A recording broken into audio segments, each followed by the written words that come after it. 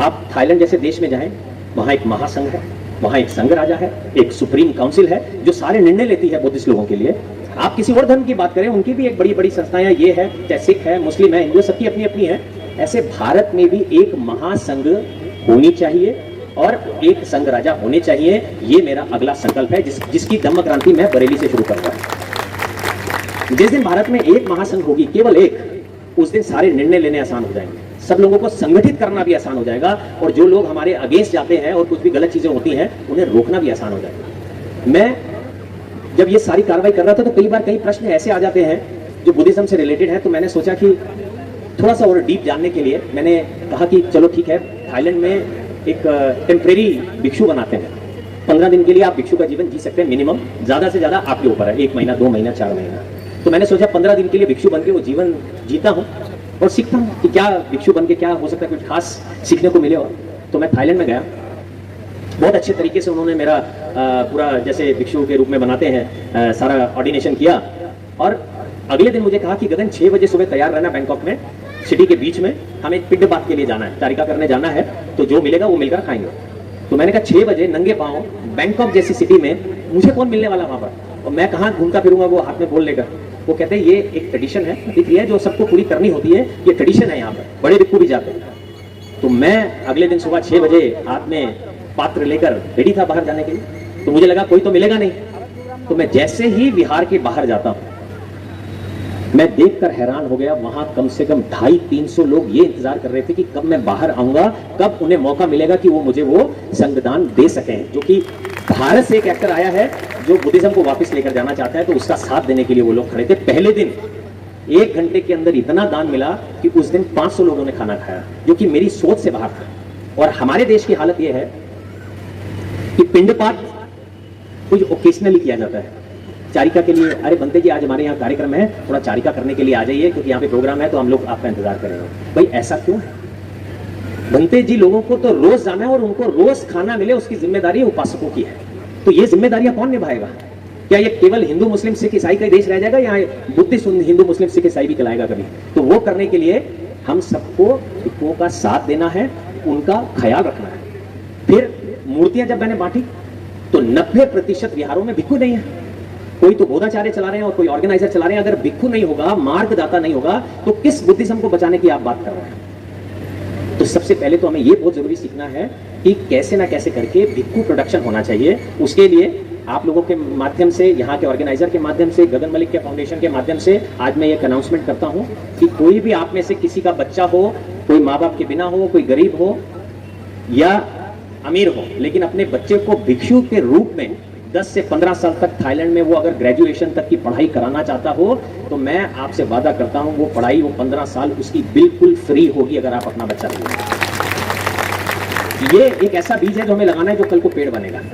Number 2, हम ये भी कार्य कर सकते हैं कि कुछ अच्छे भिक्षु या कुछ उपासक या कुछ उपासिका है जो 1 साल के लिए अभिधम्मा पढ़ना चाहते हैं, थाईलैंड में जाकर पाली सीखना चाहते हैं और थाई लैंग्वेज भी सीखना चाहते हैं, तो 1 साल का वो भी कोर्स है। उसमें महिलाएं, आदमी सब लोग जा सकते हैं। तो उसका भी अगर ग्रुप बनाएंगे तो वहां पर 1 साल की जो पढ़ाई है वो भी हमारी तरफ से आपको मुफ्त कराई जाएगी। तीसरा क्या है, हम ये भी एक कार्रवाई करते हैं कि हम यहां से लोगों को भिक्षु बनाने के लिए, नन बनाने के लिए, पहले तो भिक्षु का चलन था, अब थाईलैंड में नन का चलन है। तो मैंने उनको कहा कि हमारे यहाँ तो महिलाएं आदमियों से ज्यादा काम करती हैं, ज्यादा डिसिप्लिन है, तो वो नन तो हमें चाहिए वहां पर। तो उन्होंने कहा ठीक है, तो एक बिल्डिंग अब नन की वहां पर तैयार हो रही है, जो अगले महीने तक पूरी तैयार होगी। लेकिन उसके बावजूद भी मैं ये चाहता हूं कि जो लोग टेम्परेरी भिक्षु बनना चाहते हैं, जैसे मैं बना, या नन बनना चाहते हैं, तो एक ग्रुप तैयार करिए और यहां से अब आप लोगों को थाईलैंड में ले जाकर 1 महीने के लिए भिक्षु या नन बनाने के लिए भी हम तैयार हैं।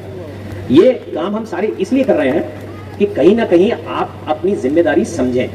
जय भीम मैंने बोला तो आपने कितना जबरदस्त तरीके से जय भीम बोला, एकदम जी जान निकाल दी आपने कि हाँ भाई जय भीम बोले तो हम पता चले। लेकिन ये तो भी तो जानना पड़ेगा कि जय भीम के साथ आपके कंधे पर रिस्पॉन्सिबिलिटियां क्या आती हैं। क्या आप वाकई में जय भीम बोलने के हकदार हैं?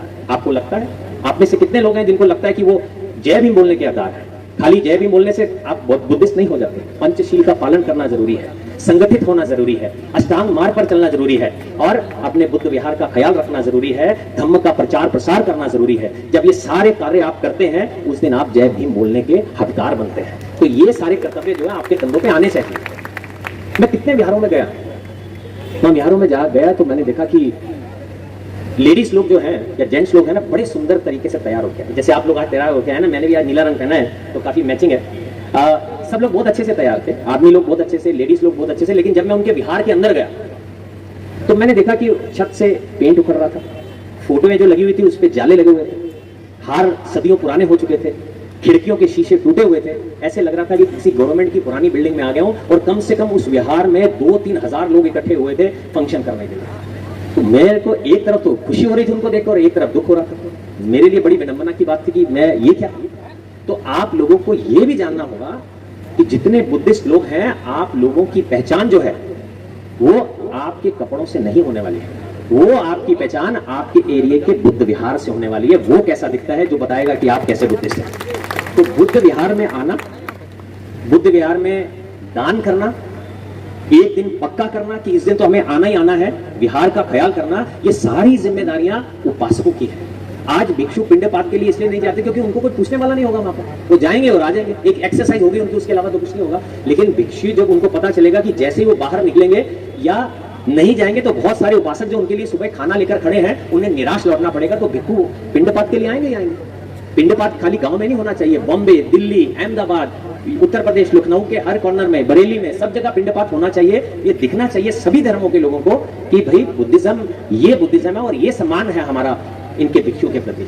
और इससे पहले तो हमें ही सीखना होगा सम्मान करना। कई बार तो मैं बहुत लोगों को मैंने बताया कि मैं ऐसे सुनता हूँ, भिक्षु जा रहे हैं, अरे बनते जी कहाँ जा रहे हैं, बनते जी कैसे, ऐसे बनते जी लोग से कोई बात करता है? वो पूजनीय है।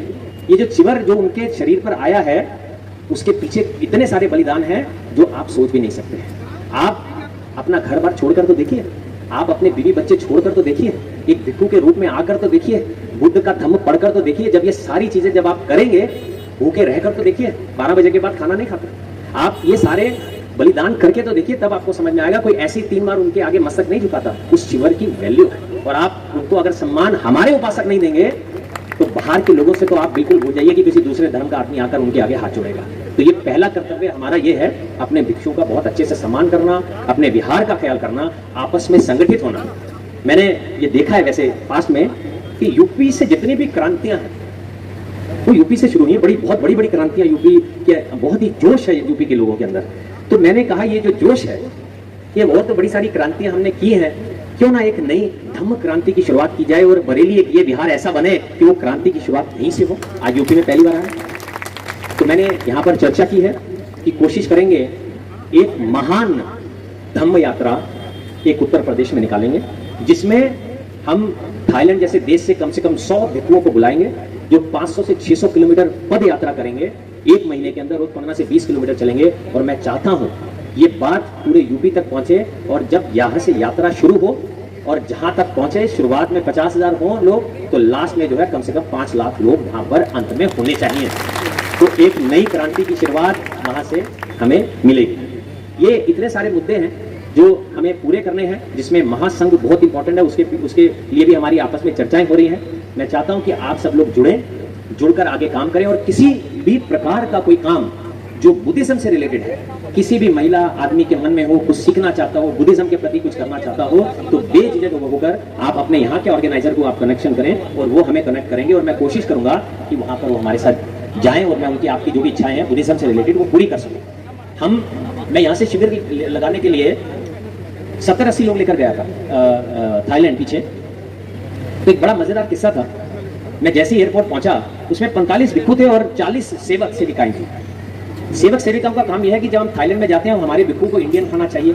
उनको इंडियन खाना टेंपल में बनाना नहीं आता, तो इनका काम है सेवा करना, सफाई करना, उनके लिए खाना बनाना, भिक्षुओं की सेवा करना। तो जब मैं एयरपोर्ट पहुंचा तो 45 मुझे भिक्षु दिखे और सडनली मुझे देखा कि एक लेडी, काफी बुजुर्ग लेडी थी, वो व्हील चेयर पर जा रही थी, इंडियन लग रही थी। मैंने कहा ये कौन है? मैंने कहा ये सेविका है। फिर मैं आगे बढ़ा, एक बुजुर्ग महिला, उनको थोड़ा सा पाकिस्तान की तकलीफ थी, हाथ पैर कांप रहे थे। मैंने कहा ये कौन है? कह रही ये भी सेविका है। एक बुजुर्ग आदमी जो उनके हाथ में स्टिक थी, वो धीरे धीरे चल रहे थे, सहारा लेते हुए एयरपोर्ट की फ्लाइट में पहुंच रहे थे। मैं कहा ये कौन है? कह रहे ये भी सेवक है। तो मुझे अब ये लगने लगा कि अंदर से 1 मिनट के लिए गुस्सा आया कि हम सेवा करवाने जा रहे हैं या करने जा रहे हैं, ये मुझे समझ में नहीं आ रहा। यहाँ वहां जाके तो इनकी सेवा करनी पड़ेगी। अब इतने बुजुर्ग हमारे साथ आए, तो मैंने थोड़ा गुस्सा किया अपने लोगों को कि आपको देखकर करना चाहिए था। लेकिन जब मैं वहां पहुंचा, पूरी फ्लाइट में 4 घंटे सोचता रहा जब मैं फ्लाइट से उतरा तो मुझे इस बात का एहसास हुआ कि एक बार तो गगन मैं भी इस दशा में होने वाला हूं। मैं भी जब बुजुर्ग बनूंगा तो हो सकता है कि मेरे लिए भी लोग कहें कि भाई इनको क्यों साथ में लेकर आया। वो मेरे दिल को बात छुई और मुझे लगा कि बुद्ध मेरा इम्तिहान ले रहे हैं। चाहे मुझे उनकी सेवा करनी पड़े, चाहे उन्हें सेवा करनी पड़े, लेकिन मैं दिलो जान से इनके साथ काम करूंगा। और आप यकीन नहीं मानेंगे, 45 लोगों में से जो सबसे ज्यादा सक्षम और अच्छे तरीके से जिन्होंने वहां काम किया वो वही बुजुर्ग लोग थे जिनके ऊपर मैं डाउट कर रहा था।